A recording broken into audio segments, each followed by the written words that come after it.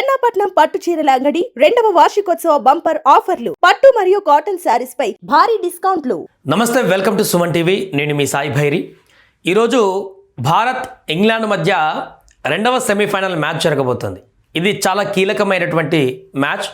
ఈ మ్యాచ్ గెలిస్తేనే ఫైనల్కి వెళ్ళేటువంటి అవకాశం, లేదంటే ఇంటి ముఖం పట్టేటువంటి అవకాశం ఉంది. ఇప్పటికే నిన్న ఫస్ట్ సెమీస్లో న్యూజిలాండ్ ఫైనల్కి చేరి ఇంకా ఎవరు వస్తారా ఫైనల్కి అని ఎదురు చూస్తుంది. ఈరోజు ఇంగ్లాండ్ న్యూజిలాండ్ అమితుమి తేల్చుకోబోతుంది. ఈ నేపథ్యంలో రెండు జట్ల బలాబలాలు ఏంటి, రెండు జట్లు ఏ రకంగా ఉన్నాయనేటువంటి విషయాన్ని ఒకసారి చూద్దాం.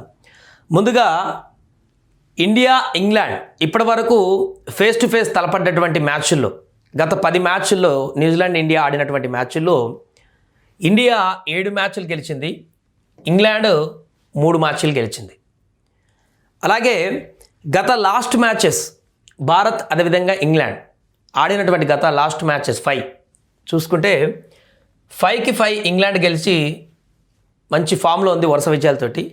ఇండియా 4 గెలిచింది, ఒకటి లాస్ అయిపోయింది 5లో. సో దీంతో గత ఈ వరల్డ్ కప్లో జరిగింది అంతా కూడా ఒకటి ఓడిపోవడంతో మనం 5లో 4 గెలిచాం, వీళ్ళు 5కి 5 గెలిచి మంచి ఫామ్లో ఉన్నటువంటి పరిస్థితి. ఇక ఇప్పుడు మ్యాచ్ జరుగుతుంది వాంఖేడేలో కాబట్టి, ముంబై వాంఖేడే స్టేడియంలో జరుగుతుంది కాబట్టి పూర్తిగా మంచి బ్యాటింగ్కి అనుకూలించేటువంటి పిచ్గా మనం చెప్పొచ్చు. ఎందుకంటే వాంఖేడేలో ఫస్ట్ బ్యాటింగ్ చేసినటువంటి బ్యాట్స్మెన్స్ టీం కొట్టేటువంటి స్కోర్ 180గా ఉంది. సెకండ్ యావరేజ్ కూడా 160+ ఉంది వాంఖేడేలో. అలాగే పేసర్లకి 60% వికెట్ టేకింగ్గా ఉంది ఈ పిచ్, 40% స్పిన్నర్లకి వికెట్ టేకింగ్ పిచ్గా ఉంది. కాబట్టి ఇక్కడ స్పిన్ ప్రభావం ఎక్కువ కనిపించేటువంటి అవకాశం లేదు. అదేవిధంగా పేస్ కూడా మొత్తం కమ్మేస్తుందని కూడా లేదు. ఆల్మోస్ట్ సేమ్ ప్రాధాన్యతగా మనకి ఇక్కడ కనిపిస్తుంది.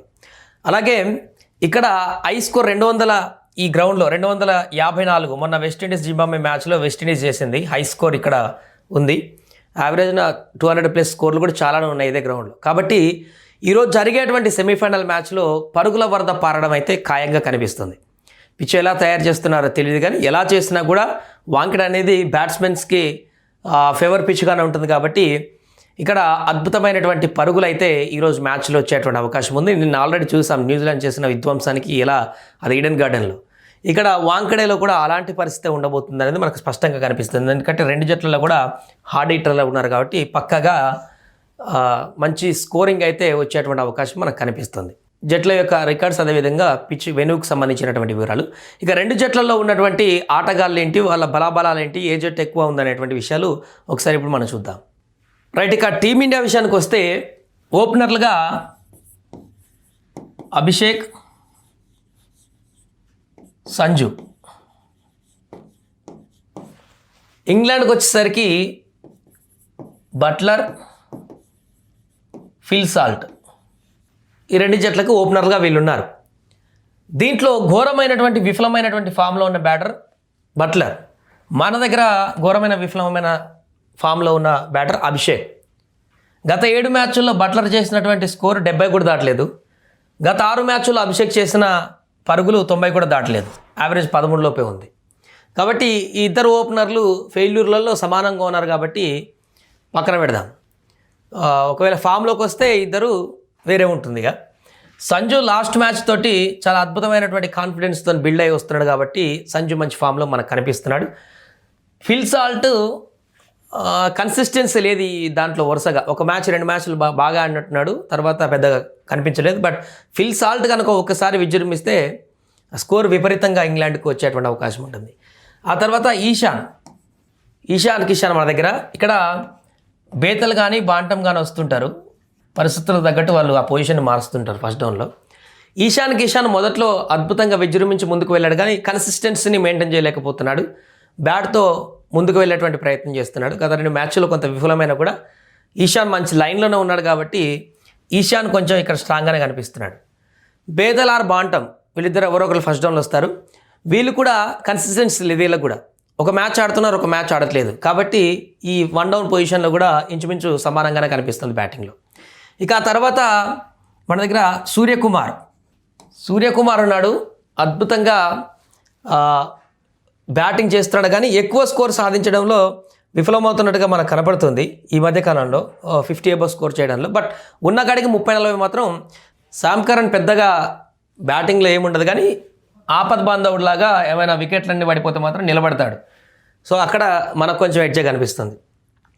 ఇక ఆ తర్వాత తిలక్ వర్మ గత 2 మ్యాచ్ల నుంచి మంచి కాన్ఫిడెంట్గా కనిపిస్తున్నాడు. అంతమంది స్లో ఆడుతున్నాడు అనేటువంటి అది ఉందే, కానీ ఆ తర్వాత మనకు పర్ఫెక్ట్గా లైన్లోకి వచ్చి అద్భుతంగా రాణిస్తున్నటువంటి పరిస్థితి అయితే మనం తన నుంచి చూస్తున్నాం.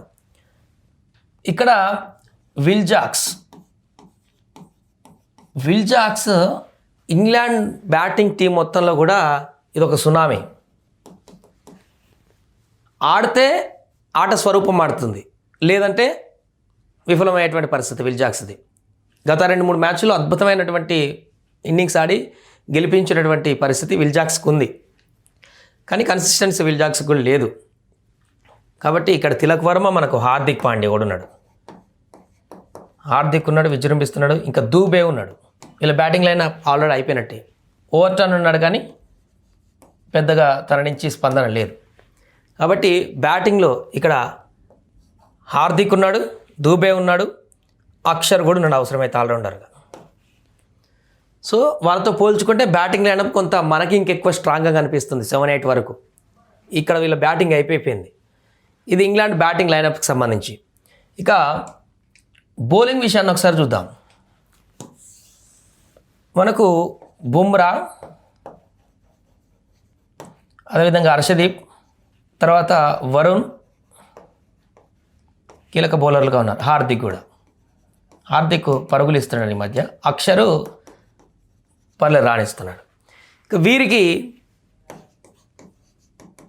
ఆదిల్ రషీద్ అండ్ మళ్ళీ శామ్ కరణ్ కూడా వీళ్ళకి బౌలరే. సో బౌలింగ్ విభాగంలో కూడా చూస్తే ఆదిల్ రషీద్ స్పిన్నర్తో వాళ్ళు ఉన్నారు. పార్ట్ టైం స్పిన్నర్లను ఇంకా వాడతాడు అనుకోండి. మనకు వరుణ్, అక్షర్ ఇద్దరు ఇక్కడ స్పిన్నర్లు కనిపిస్తున్నారు. పేసర్లో బుమ్రా, హర్షదీప్, హార్దిక్. ఇక్కడ జోసెఫ్ ఆర్చర్, డౌసన్ కనిపిస్తున్నాడు. శామ్ కరణ్ చాలా అద్భుతంగా లైన్ అండ్ లెంత్ ఎత్తు అవతల పరుగులను కట్టడి చేయడంలో అద్భుతమైన బౌలర్గా ఉన్నాడు. ఎక్కువ వికెట్ టేకింగ్ లేకపోయినా కూడా పరుగులు కంట్రోల్ చేయడంలో పర్ఫెక్ట్ ఉంటాడు శామ్ కరణ్. ఇక దూబే కూడా మనకు పార్ట్ టైంగా బౌలింగ్లోకి దిగుతుంటాడు, కాబట్టి బౌలింగ్లో మనకి ఇబ్బంది లేదు. వాళ్ళతో పోలిస్తే సమానంగానే బౌలింగ్ కనిపిస్తుంది. అండ్ గతంలో జరిగినటువంటి సిరీస్లో అభిషేక్ శర్మ ఇంగ్లాండ్ మీద సెంచరీ చేశాడు. ఇంగ్లాండ్ మీదనే లాస్ట్ ఇయర్ జరిగినటువంటి సిరీస్లో అద్భుతంగా ఆడి సెంచరీ చేస్తారు. కాబట్టి అభిషేక్ ఆ రికార్డు ఉంది, ఆ ఫామ్ వస్తుందేమో అనేటువంటి ఆశాభావం కూడా అందరికీ ఉంది. సో ఈ లెక్కను చూస్తే ఆల్మోస్ట్ బిగ్ ఫైట్ ఉండేటువంటి పరిస్థితి కనిపిస్తుంది. ఇంకా ఇప్పుడున్నటువంటి ఇంగ్లాండ్ ఫామ్తో పోలిస్తే ఒక విల్ జాక్సన్ పక్కన పెట్టి ఫిలిప్ సాల్ట్ వీళ్ళిద్దరు కనుక కంట్రోల్ చేయగలిగితే టీమిండియాకి ఎలాంటి ఇబ్బంది లేదు ఇంకా. అండ్ అభిషేక్ గిట్లా ఫామ్లోకి వస్తే ఇబ్బంది పడకుండా సంజు తన ఫామ్ను కొనసాగిస్తే ఈశానిగా వీళ్ళందరూ వీళ్ళ పాత్ర చేస్తే ఎలాంటి ఇబ్బంది లేదు, డోకాలేదు ఇంగ్లాండ్ మీద. హ్యాపీగా ఆర్చర్ బౌలింగ్ ఒకటే క్రియాశీలకంగా మారే అవకాశం ఉంది మనకి ఈరోజు మ్యాచ్లో. తన బౌలింగ్ని కనుక ఇబ్బంది పడకుండా, లేకపోతే తొందరపడి కనుక వికెట్లు ఇచ్చుకుంటే తన బౌలింగ్లో ఇబ్బంది పడేటువంటి అవకాశం ఉంది బ్యాటింగ్లో. లేదు ఆర్చర్ బౌలింగ్ కనుక కొంత ఆదిల్ రషీద్ కూడా స్పిన్ మాంత్రం చేస్తుంటాడు, దానివల్ల వికెట్లో పోయేటువంటి అవకాశం ఉంది. సో జట్టు స్ట్రాంగ్నెస్ చూస్తే కొంత ఇండియాకే ఎడ్జ్ కనిపిస్తుంది. బ్యాట్మెన్ లైనప్లో ఇంగ్లాండ్ కంటే లైనప్పే మనది ఎక్కువ ఉంది. బౌలింగ్లో ఆల్మోస్ట్ ఇంచుమించుగా అటు ఇటు కనిపిస్తుంది, మనది సమానంగానే కనిపిస్తుంది. కొంచెం లిటిల్ బిట్ ఇండియాకు కూడా ఎడ్జే కనిపిస్తుంది. కానీ సెమీఫైనల్కి వచ్చిన తర్వాత ఈ లెక్కలు పనిచేయవు కాబట్టి ఆ టైంలో ఆ సిచ్యువేషన్లో ఎవరు విజృంభిస్తారనేది ఇంపార్టెంట్. అండ్ ఇంగ్లాండ్లో ఒకటి ఉన్నటువంటి మంచి పాజిటివ్ విషయం ఏంటంటే ఇంతమంది బ్యాటర్లు ఉన్నా కూడా వాళ్ళు ఎందుకు వరుసగా మ్యాచ్లు గెలుచుకుంటూ వస్తున్నారంటే విఫలమవుతున్నా కూడా బట్లర్ విఫలమవుతున్నాడు, ఫిలిప్స్ అంటే కన్సిస్టెన్సీ లేదు, వీళ్ళెవరికి కన్సిస్టెన్సీ లేదు. కానీ అన్ని మ్యాచ్లు ఎందుకు గెలుచుకుంటూ వస్తున్నారంటే ప్రతి ఒక్క మ్యాచ్లో ఒకరు అందుకుంటున్నారు. ఒక మ్యాచ్లో సాల్ట్ హాఫ్ సెంచరీ కొడతాడు, మ్యాచ్ను వన్ సైడ్ తీసుకొస్తాడు. ఇంకో మ్యాచ్లో విల్ జాక్స్ హాఫ్ సెంచరీ పైన కొడతాడు, మ్యాచ్ను వాళ్ళ వైపు తిప్పుకుంటాడు. ఇంకొకసారి బాంటన్ కొడతాడు, ఒక మ్యాచ్ని తిప్పేసుకొని వస్తాడు. ఇంకోసారి బేతలు కొడతాడు, తను తిప్పేసుకొని వస్తాడు. బట్లర్ ఇప్పటివరకు ఆడలేదు. ఎవరో ఒకరు తన పాత్రను పర్ఫెక్ట్గా బిల్డ్ చేస్తున్నారు ఇంగ్లాండ్లో ఇప్పటివరకు జరిగినటువంటి మ్యాచ్లు. మిగతా వాళ్ళు ఎంతో కొంత 30 రన్ అనే పాత్రను పోషిస్తూ హెవీ స్కోర్ చేయడానికి ఒక కీలక పాత్ర పోషిస్తున్నటువంటి సందర్భం ఇక్కడ మనకు కనిపించింది. మన సౌత్ ఆఫ్రికా మీద చూసాం, దూబే తప్ప ఎవరు రాణించక విఫలమైపోయి ఓడిపోయినటువంటి పరిస్థితిని చూసాం మొన్న సూపర్ 8లో. అలాంటి పరిస్థితి అక్కడ లేదు. ఒక పర్సన్ హిట్ అవ్వడం కాకుండా మిగతా వాళ్ళు ఎంతో కొంత కాంట్రిబ్యూట్ చేస్తారు 25-30 ఏళ్ళ, దాంతో హెవీ స్కోర్ చేయగలిగింది. ఇక్కడ ఆ ఒక్క మ్యాచ్ ఇబ్బంది పడ్డాం కాబట్టి సౌత్ ఆఫ్రికాలో, అలాంటి ఇబ్బంది పడితే మాత్రం చేజారిపోయినట్టే మ్యాచ్. లేదు వాళ్ళలాగానే సరే తొందరగా వికెట్ పడ్డా కూడా నెక్స్ట్ ఒకరు అందుకున్నారా వాళ్ళ పాత్రను, లేదు ఇంకొకరు వాళ్ళ పాత్రను అందుకున్నారా, ఇబ్బంది లేదు, డోకా లేదు, హ్యాపీగా సెమీఫైనల్లో అద్భుత విజయం సాధించి ఫైనల్కి వెళ్ళేటువంటి అవకాశం ఉంటుంది. ఏదేమైనా కూడా ఇది ఇంగ్లాండ్ ఇండియా మధ్య ఈరోజు జరగబోతున్నటువంటి మ్యాచ్కి సంబంధించినటువంటి వివరాలు.